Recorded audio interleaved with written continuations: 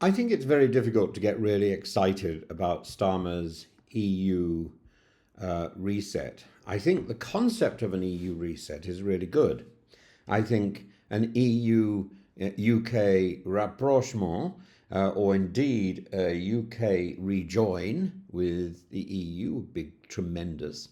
And I think an honest first step towards that, which this is in many ways, would be something to praise. But the problem is the pattern of deceit that surrounds this EU UK deal makes me far less confident and makes me far less jubilant about what it's achieved. And that's really the point. So Chris Hope says with wicked accuracy, Prime Minister, have you been stitched up like a kipper? I think it's worse than that. I think he's been breadcrumbed, grilled, and served with continental sauce. The EU UK Reset Summit at Lancaster House was billed as a moment of statesmanship, but it looked, frankly, like a polite surrender. It was Brexit reboiled, deboned, and garnished with a sprig of deference. And of course, you might think, yeah, I would be the first to say that's wonderful. Except this may be, in the way it's been structured, this may be all we ever get, and that's not enough. This was the diplomatic version of Brexit's ghost returning, and Ursula von der Leyen arriving dressed like the EU flag, Keir Starmer, our very own bumbler, the bottom button Starmer, offering fish, visas, emissions, and access in exchange for smoother queues at the airport. Even the wallpaper was hidden behind battleship grade drapery. It's symbolic of dullness. So, looking at the wins, fishing, Starmer gave Brussels a 12-year extension for EU boats in British waters, more than double the original UK offer. The fishing sector's response is one of betrayal. A whole generation of British trawlers now faces dockside retirement, waving at a Eurofleet from Whitby with a Union flag handkerchief. With a Union Jack handkerchief, it would be appropriate in fishing. On the waters, you fly the Union Jack, but maybe no one will be able to fly a Union Jack again. The youth mobility and the Erasmus, the heavily trailed youth mobility scheme, ended in no agreement. They've agreed to talk about it again later. Meanwhile, Erasmus may return, but cautiously, like a cat at the door, waiting to be let in. The e-gates and border control not guaranteed. Starmer announced that Britons may soon enjoy easier travel into Europe via e-gates, but implementation is up to individual EU states. And as of now, your passport queues remain gloriously sovereign. A new SPS, sanitary and phytosanitary agreement, will allow chilled meat, shellfish, and British sausages to re-enter European shelves. This removes some of the infamous Brexit red tape, or more precisely, reintroduces EU red tape willingly. That's there. Carbon and emissions.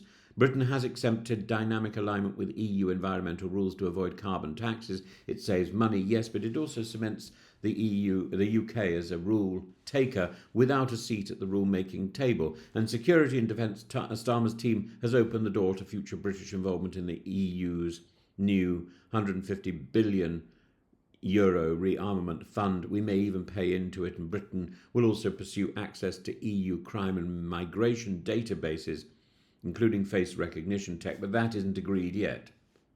So, really what we've done is surrender our fishing fleets for promises. Starmer's calculation is clinical. He assumes that most voters no longer care for Brexit's ideological skirmishes. They want functionality, cheaper food, simpler holidays, less economic friction. And in that sense, the summit delivers. But politically, he's swimming in choppy waters. His personal approval ratings are tanking, and Labour is bleeding support, not just to Reform UK on the right, but to the Lib Dems and the Greens on the Europhile left. The Conservatives, led by Kemi Badenoch, have called the reset a surrender. Reform UK calls it a betrayal, and even some in the Labour coastal seats are wondering where the fish and chips just became European tapas. The fundamental flaw in this deal, what we might call the anchovy in the pudding, is its acceptance of dynamic alignment. Britain agrees not only to current EU rules but to future changes, and the power to influence those changes, none. Brexiteers rightly cry foul. This is membership without representation. It's taxation with regulation, without deliberation. We're back to following rules, but this time rules we didn't make, while paying for the privilege. Von der Leyen, when asked about it, simply said it was the UK's sovereign choice, and so it was. But it still tastes like capitulation.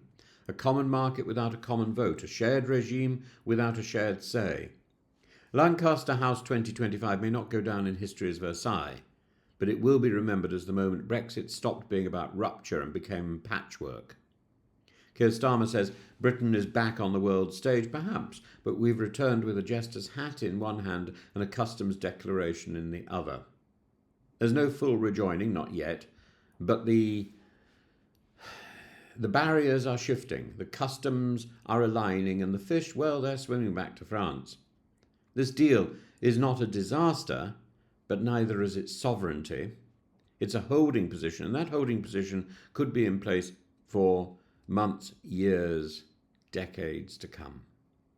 It's bureaucracy rebadged as progress, and if this is what reset looks like, one wonders whether the next update will simply say rebooting back to 2016. So yes, Chris Hope, he has been stitched up like a kipper and served with continental fries. The only question is how long before the next course is served, and will that next course be positive, be efficacious, or will it be more of the same? The next course in my menu would be rejoin, but that's not necessarily how it's going to go, and this course could be as much as anybody gets. This course could be a sticking point. Fish in the throat, a Queen Mother moment.